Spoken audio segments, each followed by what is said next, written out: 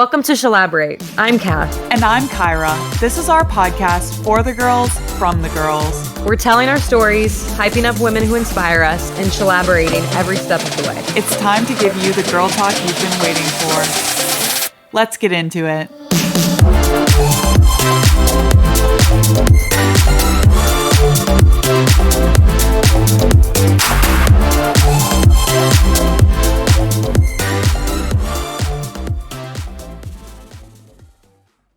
Welcome back, Shelaborators. We're Hello. extremely excited to be back for another episode, especially this episode, because anytime that we're talking about women in general, it's just a fun topic. So tell us about our topic today. I wanted to do a topic about if women ran X industry. So like if women ran airports, if women ran gas stations.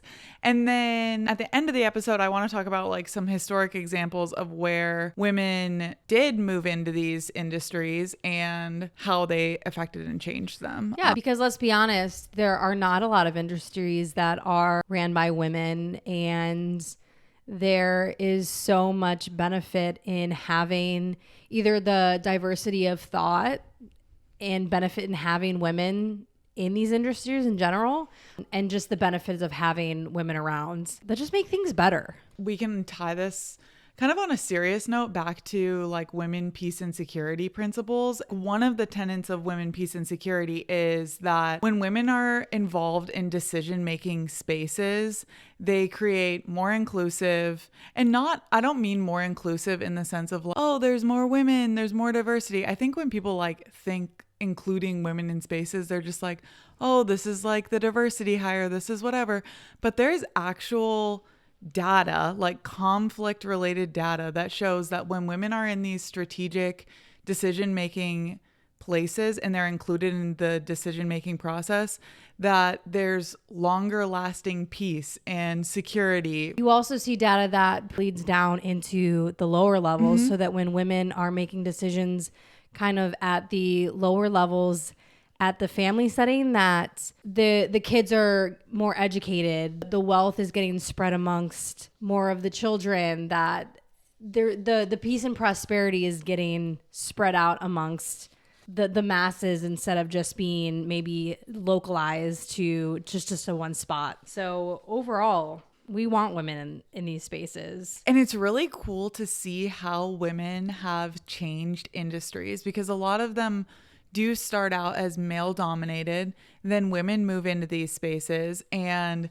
time again we see not only like optimization of that industry, making that industry more efficient, safer, more comfortable, but we also see how the industry shifts to then include women. And I just think that it's a really cool topic. I think it's something that women should be inspired by, and it should be something that women can think, okay, how can I bring my flavor to wherever I work or these industries, or how can I apply this to make the industry better?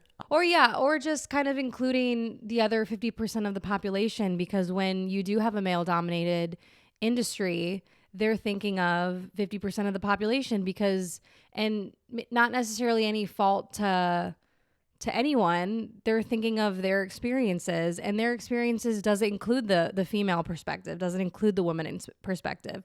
And so when you bring in women, they're bringing in the woman perspective, they're bringing in their experiences, and that brings in 50% of the population, which includes a lot of the stuff that these men aren't thinking about at all, because they don't have any reference for what women are going through on a day-to-day basis. They have no idea.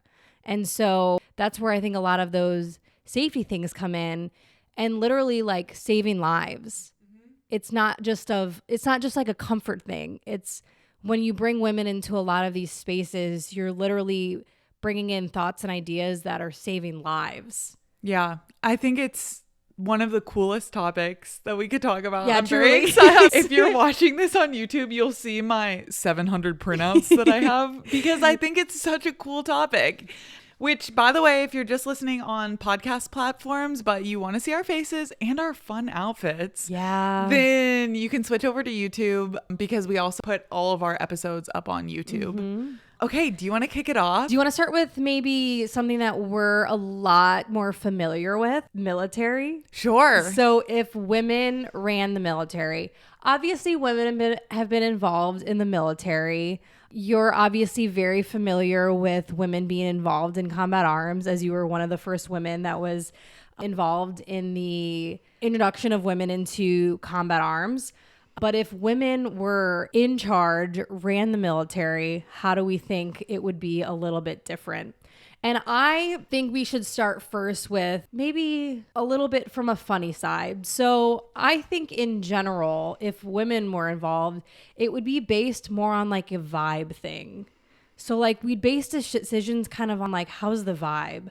And I think I come to this conclusion because when I was in my last job in the Army, it was me and another female, and it was the two of us. It was the first time I had worked with another female. And I think that we kind of created an atmosphere that really centered on, hey, let's make this environment a good environment that people feel like they matter and feel like they have a place here. So I kind of joke when I say, like, oh, like, let's make the vibes good. Like we hung a little poster on our thing of our office. Like, if you're going to come in my office, it's good vibes only. And I joke about it, but I'm serious. I don't want no negative energy. I am not going to accept a culture where we're tearing each other down. I only want a environment where we're pumping each other up. And that's all that we're going to accept. I think that women tend to, in general, create environments that they want to be in. Yeah. And accept toxic environments significantly less than men. I just don't think that women will overlook those things. And maybe that's a product of our environment too. I think we don't have so. the luxury of doing that And because we've dealt with a lot of bad environments. So we almost learn our lessons from like, I know what I don't want. Exactly. Yeah. So I think that it's kind of funny to say like, oh, I think the vibes we'd run it off vibes. But I do think that it would be better overall work environment. And there's actually a book. It's very good. I'll see if I can link it in the show notes. Yeah. But it's Why Are So Many Incompetent Men Leaders?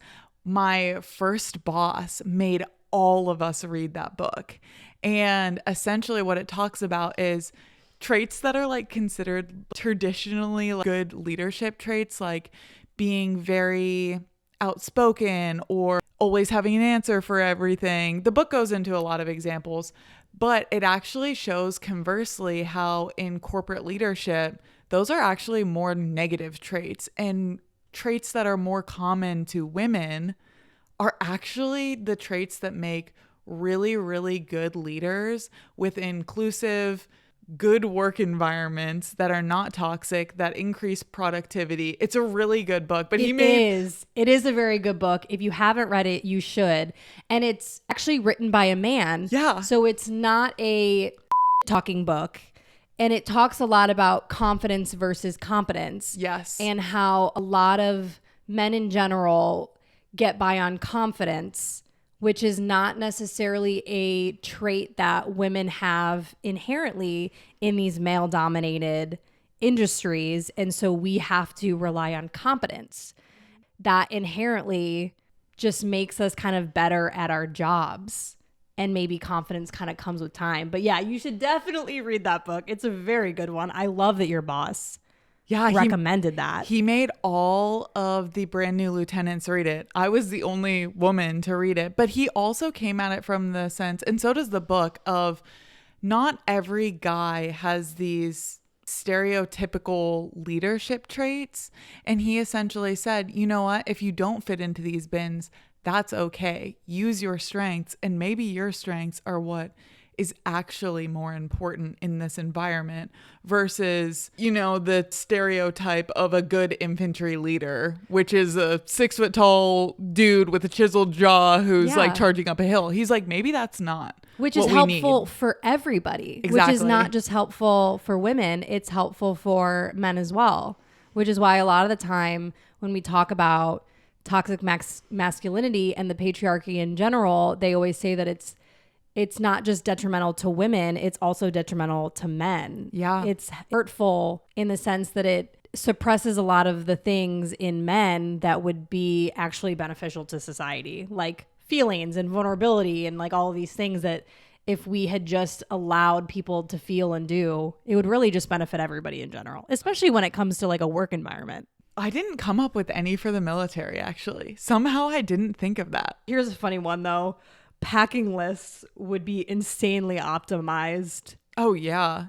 And they would include a reasonable amount of women's sanitation products. Yes. I say that from experience because sometimes when guys make the packing list, they'll be like, you need to bring 3,000 tampons. And you're like, what? That's a gross exaggeration. Did I ever tell you of my Ranger School experience when it came to No. sanitary products?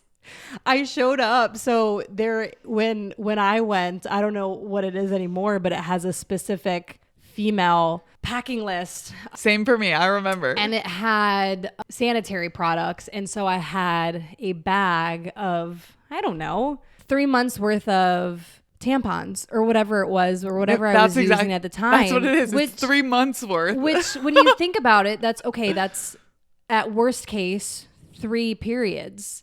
Yeah. So do the math. I mean, 3 tampons a day times 7, 21 times 3, 60 tampons. So I had that many. And the guy looks at me and was like, you need more than that. And I'm like, sir, you do not need to tell me how many. He was like, it was just this really awkward encounter. That whole packing list in general was just a very awkward encounter. Well, do you know what happened to me during that? At the time I had an IUD. So I wasn't getting like a regular menstrual cycle. And even more so during that time in my life, very heavy training. I would never get one. I mean, never. So I was like, that is extra weight that I'm having to carry, extra space in my bag, and also like tampons in the field. I already have like a lot of thoughts and feelings on like the sanitation aspect of all of that. And I was just like, it's not really something that I have to deal with because I have this IUD and I'm not getting a menstrual cycle. So for me, I was like, I'm not bringing 60 tampons. I don't need that. It said a 3-month supply, like what you need for a 3-month supply. So I was like, 6. It's good for me. I was like, if there's an emergency situation, I'll have these 6. And then otherwise I can ask a medic. And I'm sure that there's people out there that are going to be like, that was so dumb for you to not bring them. I was like, I'm bringing these 6. It has been straight up over like multiple years of me not getting a menstrual cycle. I'm pretty confident I'm not going to get it when I'm sleep deprived, food deprived, working my body exhausted, as hard as I possibly can. In fact, I was bringing those 6 in the hopes if there was another woman in my class and she needed them. Like that was my thought. Or not to fail the packing list. Or for other stuff, nosebleed, whatever else I wanted to use it for. And when they asked me, they were like, this isn't enough. I was like, oh yeah, it is. I reuse them. They're reusable. And the guy's face who is checking my packing list was like, I could tell that he was like doing mental math of like, are these reusable? Can you reuse these? Can you? But he didn't have the words to ask me. And I was just like deadpan looked at him. Yeah. They're reusable. And he was like, okay, next item on the list. Just moved on because I was like, I'm not bringing them. Genius. I love that. I love that. Yeah, the packing list certainly would be optimized for the military. The packing list would be optimized. And I think, okay, the next biggest thing, and this goes, I think, across a lot of different fields, is uniforms and gear would actually fit. Yes. So when it comes to body armor, I feel like it came very late in like the military age in general when we actually started getting women's uniforms. It wasn't until halfway through my career that there was women's specific like ACUs. And I think that we have made strides in this, but there is so much room for improvement. It comes always from women. And maybe I'm just not in the room, but it's always, from my point of view, a women-led effort. Again, like you need those women to be advocating for the women on the ground. Yeah, one historic fact that was a big change in the military that we saw during our career time frame was they came out with a body armor specifically for women. So essentially imagine like the chest plate carrier that protects you from bullets, shrapnel, really anything, but it has like armored plates inside of it. And the carrier specifically that holds those plates was a huge change that happened during, I think it was like around 2018, 2019. And one of the changes was quick release tabs on the shoulders. And the reason that they never had those before, essentially it was a one piece vest that you would like put over your head. But then with women, they realized because a lot of women are so much shorter, when in Afghanistan, when they were going into like really deep pools of water, sometimes you don't know how deep it is that you're getting into. And they were like struggling and drowning and needed to be able to like quickly release the IOTV, which is the body armor vest, faster than a lot of men. But also think about short guys too. If they went into deep water, they would have the same problem. But because they recognize, whoa, women are way smaller, they might drown if they can't get this off quickly. We need to make a quick release tab. And so now that quick release tab is common on our body armor. But that came about because women were increasingly included in combat. I feel like at the beginning of my career, just figuring out little tips and tricks to make the uniform and make the equipment work for me that I know that my male peers didn't have to deal with. Yeah, so much. It was just so much that you really think about. I do have a historic example on that. Nike and women's sports apparel kind of got it wrong for a long time. The motto used to be make it smaller and make it pink, and that essentially is women's sports apparel. They would just take the exact replica of whatever a male equivalent is and then just shrink it down, shrink it and pink it. That's what they would used to say.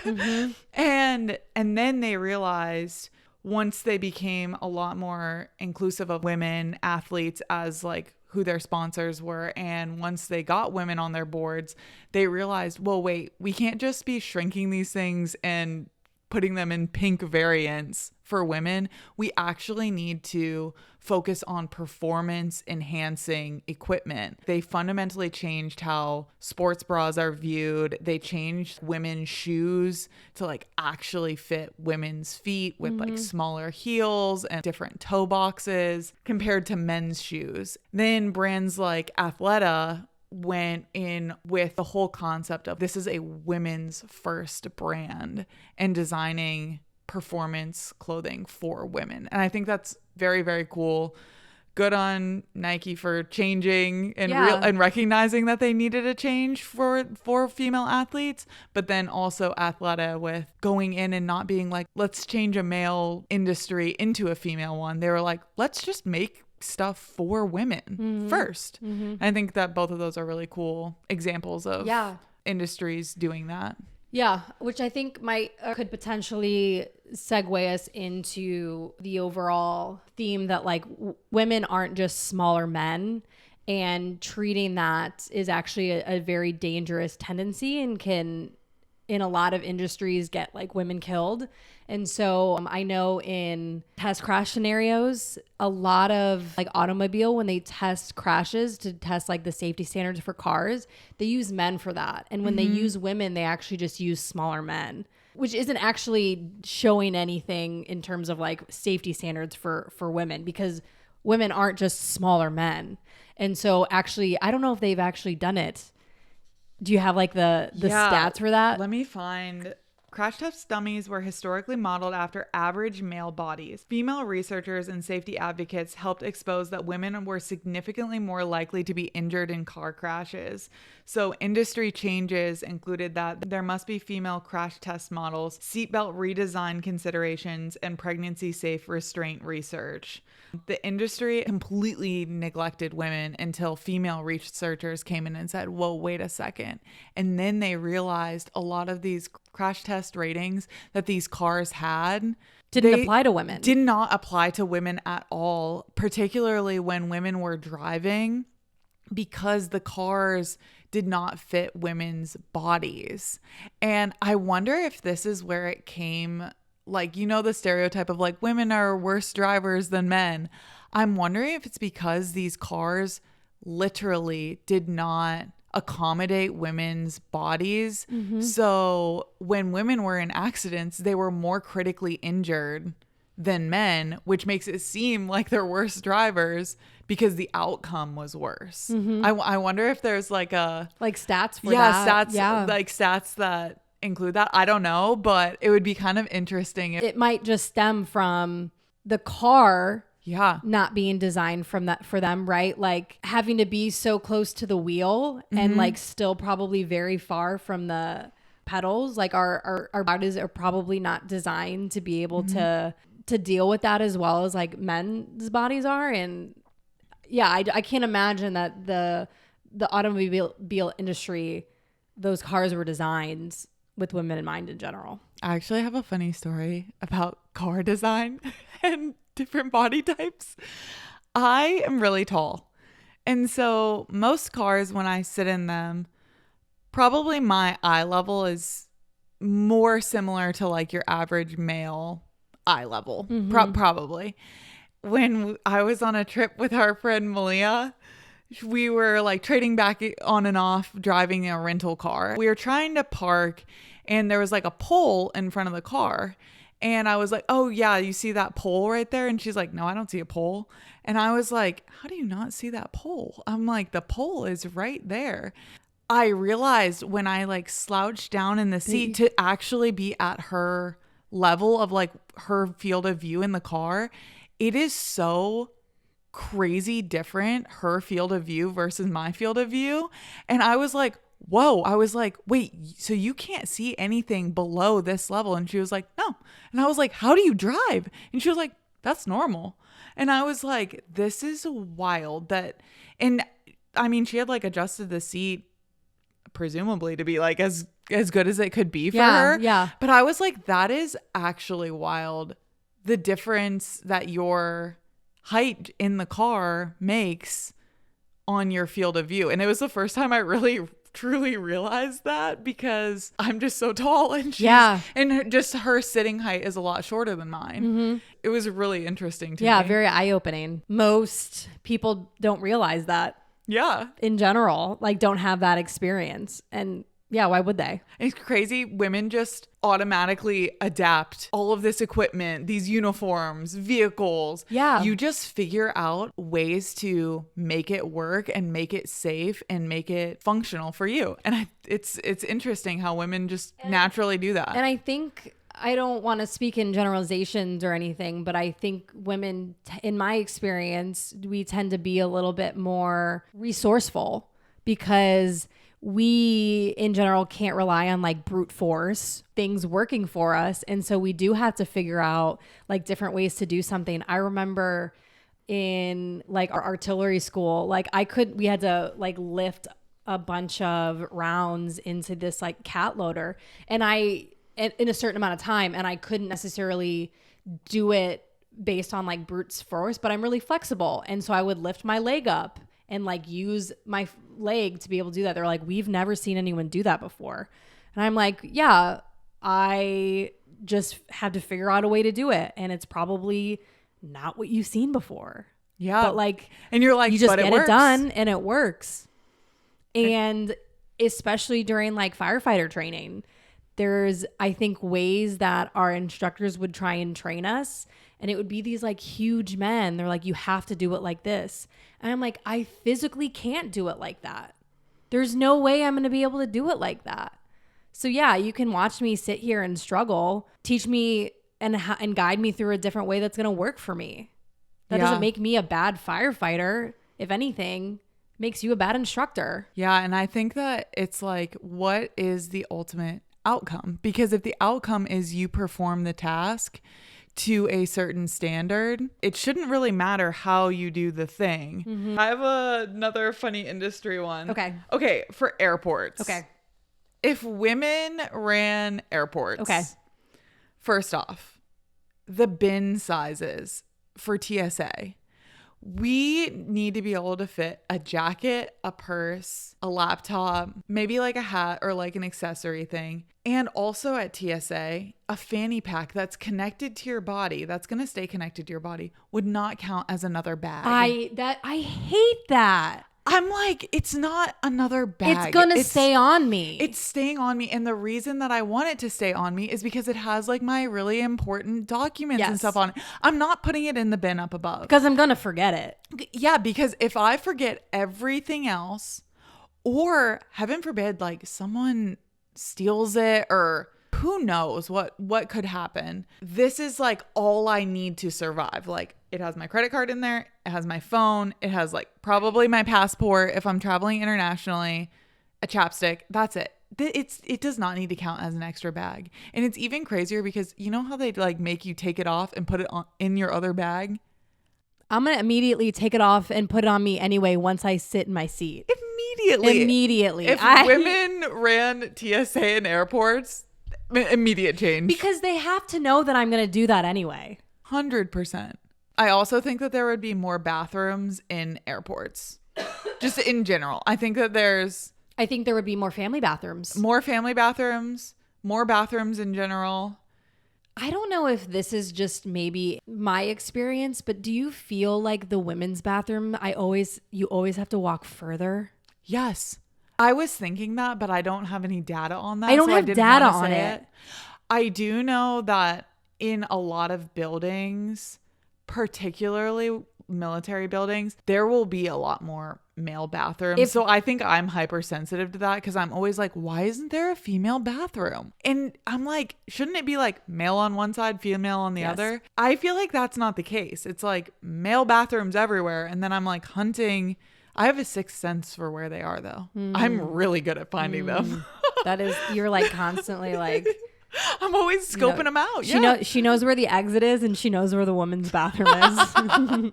Also, I don't remember if I said this on the last episode about hot takes, but the automatic hand washers, yes, they would work.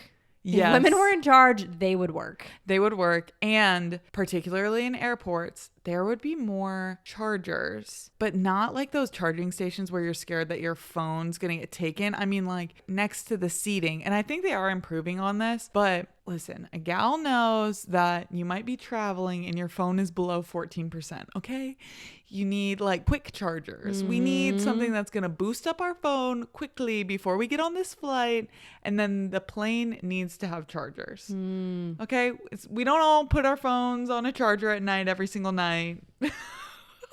No, we don't. We might be flying by the seat of our pants at 3% in the airport. Maybe it's me. Maybe it's not. I have some notes about aviation. Flights leave slightly later, but everyone boarded happy. I think it should be people board the back seats first. I always think that. Me too. I don't know why that. Do any airlines do that? The other thing is, I think that you should be able to board if you don't have stuff to put in the overhead bins. You should board and get off first rather than having to wait for people in the overhead bins. I agree with that. And then secondarily, I think that there should be like a little call button. Because you know how sometimes you have to cry at an airport? There should be a little call button for tissues. And you should be able to like close a little curtain. Just to like come down. Like the oxygen will come down, but it's a curtain. To cry. To cry on your plane. Have you ever cried on a plane? Yeah, one time I was watching Lion King. And when Simba's dad died, I started crying. I've definitely cried on a plane before. No, I've definitely cried other times. I think, that's all I have for aviation too, or for airports in general. Actually, one more thing. I've been seeing this recently on Instagram where they're recreating, like making eye contact with the people that are dealing with the bags at the bottom. And they're just like throwing that stuff so hard. Oh, yeah. And so I think if women ran airports, they would be like covered in bubble wrap and there would be like cushions and everyone's bags would be treated like very well. I would hope that they would just come out a little bit cleaner. Have you ever got your bag back and you're like, what is all over this? Yeah. Yeah. I have noticed like when I've traveled internationally, particularly when I was in Africa, everyone was like saran wrapping their bags. And then my bag just out there. And then it came back super dirty. And I was like, that's... I get it now. Because I was like, wow, that's kind of bizarre that they're doing that. And then I immediately, when I got my bag back, knew. This one I would love to see implemented. But if women ran weather apps, I think that we could really optimize them, because when it says something like it's 72 degrees, I'm like, is this like a warm, like sunny 72? Like I'm going to be sweating? Or is this like, it's really windy out 70 and I need like a jacket or something? So like a... Kind of like it would give you outfit suggestions. Yes. Like you'll need a light jacket. I know that you should be able to do the mental math in your mind. But temperatures can really, really vary, especially like I feel like in the 60 to 70 range. It could be a warm 60 or a cool 60. Yesterday was a warm 56. Yeah. And so I just think that if women ran weather apps, we could get alerts that would really help us out. Like, it doesn't necessarily help me to know the humidity level. I want a frizz meter for my hair. Do not attempt straightening today. Do not. That's a great idea. Like, do not try that. Gals, this is a you need minimal makeup day, because the heat is going to melt your face makeup off. That's really interesting, because I've been finding myself recently like, oh, I want a nice spring outfit, and I'll like look on, Instagram or whatever for a spring outfit, but I'm like, oh, but this is a cold, rainy spring outfit. Exactly. So I need something a little bit warmer. Yeah, I just really think that That's a women great idea. ran these apps, we could get so much good data that we need to make decisions on our outfits. So if women ran world politics. Ooh, this definitely goes into like the women, peace, and security thing. Yeah. And I feel really passionately about this, that women should be in decision-making spaces. I was thinking if women ran Congress, I think that there would be a lot of discussions that were like, so what is the actual plan? Like, what are you actually trying to do? Let's not just talk about it. I also do think there would be a little bit more reach across the aisle. I do think that there would be a little bit more room for discussion and compromise. I like to think the best in women. So do I. I am like, I'm a huge champion of women. So I'm like, yes, if women ran any industry immediately, peace, security, also competency. But I'm also thinking, like, when I'm saying like women are in charge, I'm putting like our friends in charge. Yeah, I'm putting like the best of the best in charge. No queen bees. No queen bees. No politicking to get to the top type things. You are in it for improving the world as we know it. That is in my mind how it should go. I think that there's also probably guys out there who are in it for like a lot of the right reasons, who are doing these things. What are your thoughts on if women ran world politics? I mean, we could do like funny or serious. I think that in general, women a little bit more inclined to reach across the table for like discussion, instead of maybe try and like wave their power to try and, just seem powerful. And they have a lot less maybe ego, which is what I think might lead to a lot of conflict. At least that is what I feel like is kind of happening right now. If we're looking at like statistics and like actual data, when women do come to the table, there is a lot more discussion on peace and like long lasting peace and having solutions that are better for more people. A quantitative finding from conflict databases is that peace agreements are more likely to last 15 or more years when women participate in the negotiations. the reasons behind that is because they broaden who they consider stakeholders.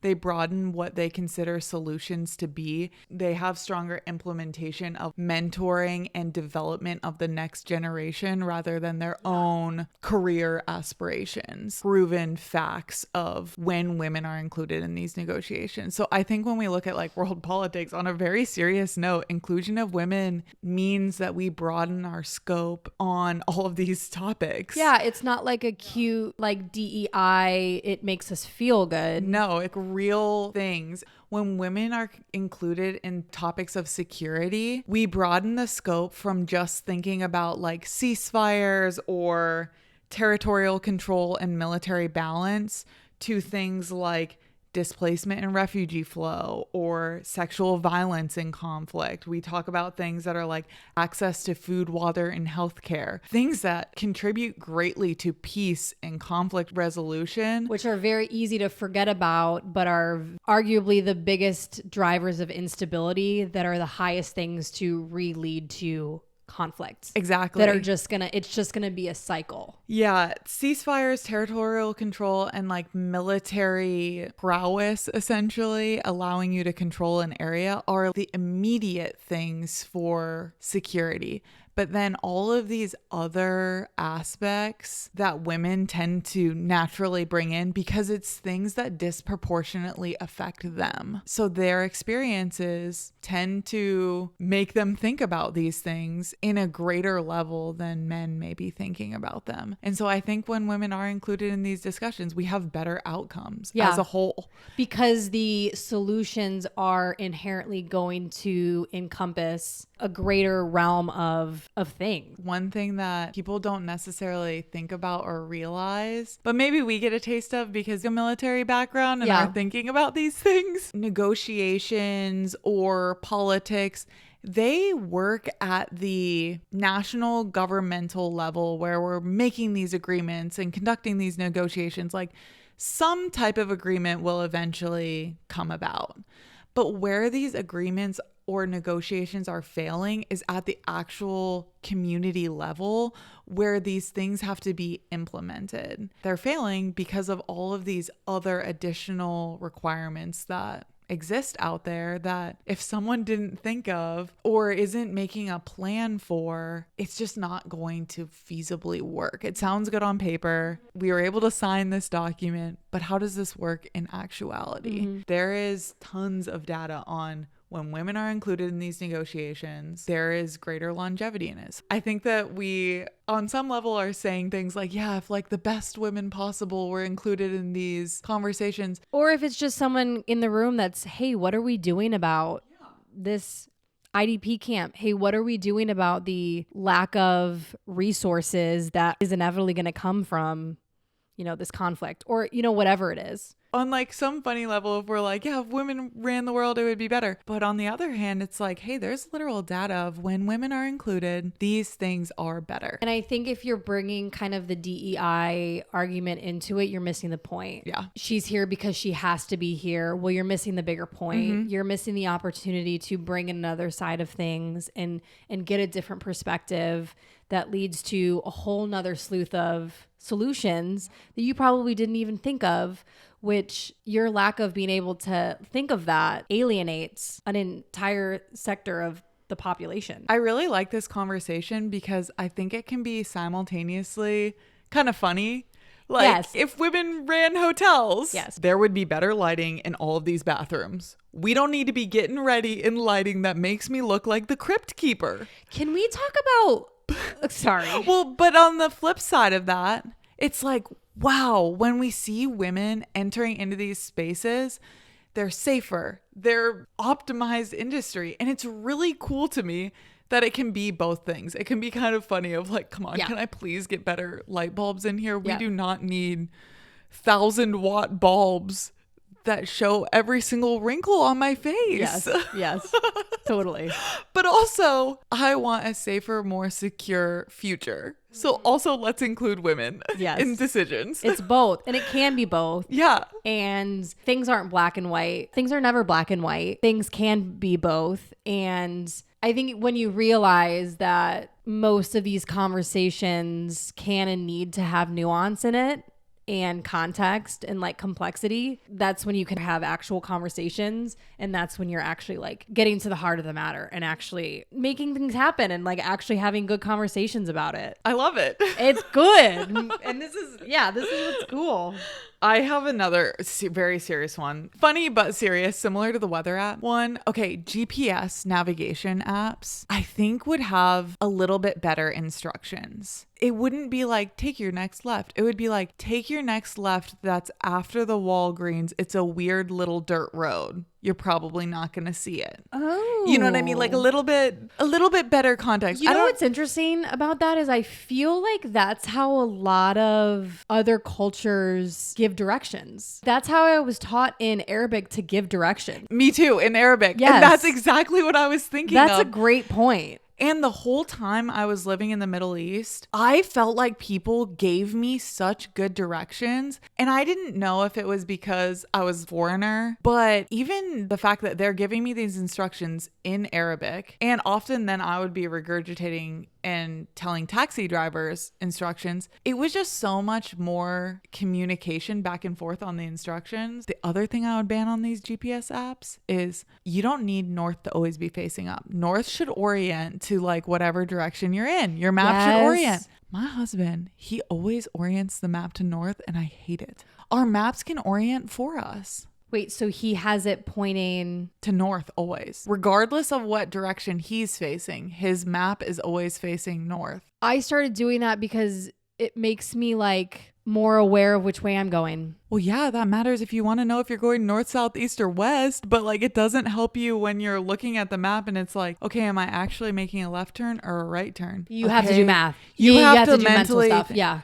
I'm like, it's 2026. I agree. We don't need to be doing that. The I map did that. can just turn. When I am off duty, your gal isn't figuring out where north is. Could I tell you pretty much at any time like where north is? Yes. Do I want to have to be thinking about that when I'm running to Target? No. When I'm on a TJ Maxx run? No. So I think that if women ran GPS navigation, it would be more landmark based and you wouldn't need to know north, south, east, or west. Because I'm telling you what right now, when I'm like, hey, do you know where this store is? And they're like, oh yeah, it's on the northeast corner of this. Doesn't help me. You could just tell me it's across from the gas station. Okay, Lewis and Clark, get out of here.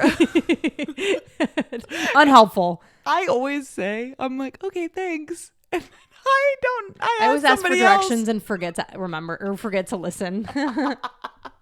One more really good historic example. This has to do with urban planning. Okay. So essentially, cities were originally built around what was best for giant highways, massive housing projects, and travel to and from work versus like actual life in cities. Mm-hmm. Jane Jacobs, she was originally a journalist and an author, but then she became an activist who influenced a ton of urban studies. And she wrote a book which was called The Death and Life of Great American Cities. And she essentially argued that cities that are focused around highways and divisions of neighborhoods based on purpose tear down communities and destroy communities. And her biggest arguments were that cities should be walkable, they should be mixed use neighborhoods. There should be people naturally watching over the streets to increase safety. You can go grocery shopping, drop your kids off, have fun things to do all in one area versus like this is the X district and this is the Y district. Yeah. And she was one of the biggest proponents of when they were trying to redesign New York City. They wanted this massive highway project, which was going to cut off Little Italy, Soho, and Chinatown. And she was a huge activist that was like, we need to not do this. A lot of modern urban design is based on her concepts of walkable, bike-friendly, preserving neighborhoods, and multi-zoning. And I just think that it's really, really cool that because of her activism and because of her experience living in these cities, we now have more community-based cities, and we see cities changing to this community-based model. I remember I was also reading a book. It matters kind of the city planning, but it also matters kind of where the tax dollars are going within those cities. So for example, it matters where the tax money is going for either clearing streets versus sidewalks of snow, right? Because men tend to have the cars and tend to be driving, whereas women tend to be using the sidewalks. So if they're spending more of the money on clearing the streets and not on the sidewalks, that disproportionately affects the women doing their day-to-day activities, childcare, and like going to the grocery store and like doing the stuff for the houses. Whereas like the men on the, on the roads with their cars, it's not affecting them as much. So like the disproportionality in something as simple as, are we putting our money to streets versus sidewalks? It's as simple as something like that, but it's not necessarily being thought about in a thoughtful way until someone's coming to the table and being like, hey, have we thought of this? So it's important kind of where that money is going to, not only for what are we studying, but where is this money going to? Because how is it disproportionately affecting one group versus the other? The conversation around urban planning is so cool because there is some merit to both sides, but it's really interesting how she kind of changed the mindset from cities should be like these machines for efficiency and they should be running like machines, to cities are communities where people live, and these are their homes. I think in our Instagram, I might make a few like slides of historic examples of women going into industries and changing them, because I think it's just like such a cool topic and really empowering for women who have ideas that they want to share or things that they want to change. So I think I'll make a few slides for that. I have so many more pages, cool things that we just don't have time for on this episode. Maybe we'll do another. We could probably do so many installments of this. Probably a round 2 of this. So let us know if you liked this episode. I think that this will close it out for episode 25. Yeah. Thanks so much for stopping by. If this is your first episode or if you've been with us from the beginning, we love the support. We love making episodes for you guys. Leave a comment, share, like. It's free. It helps boost our algorithm and helps us reach a broader audience. Until next week. We'll see you next time. Bye. Thanks for listening to Shelaborate. We can't wait to bring you more episodes. Don't forget to follow, like, and drop us a review. Our episodes are available on Apple Podcasts, Spotify, and Patreon. If you liked the show, post it on your social media and pass it along. Women supporting women is the whole point. We'll be back next week with more opinions, more stories, and more Shelaboration. Until then, I'm Kath. And I'm Tyra. This podcast is for the girls.